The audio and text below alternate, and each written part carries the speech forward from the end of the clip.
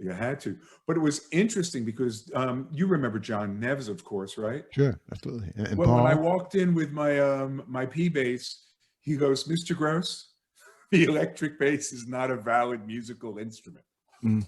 because it was part of that jazz police kind of thing where, I guess for a lot of folks, it was a difficult thing seeing all of their hard work and practice sort of being sidestepped to rock music. You, of course, I don't know that. I don't know that feeling. I never had that, man. I never felt that Mm.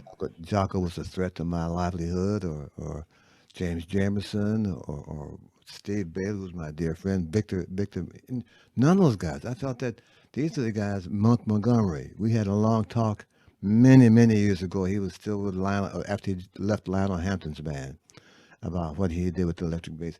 Those guys are my friends. They're my I'm a fan of their people, of those Right. people, because I watched how they have taken an instrument that was kind of called a pork chop in the slang of the instrument and made it a very serious musical event.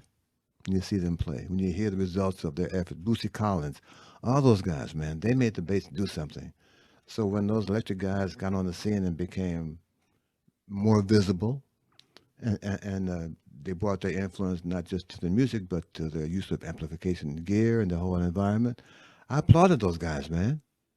I didn't yeah. feel Well, I didn't what I feel was going to say is, I think oh, you embraced the instrument. Uh, think about, I guess the first song that comes to my mind is Red Clay.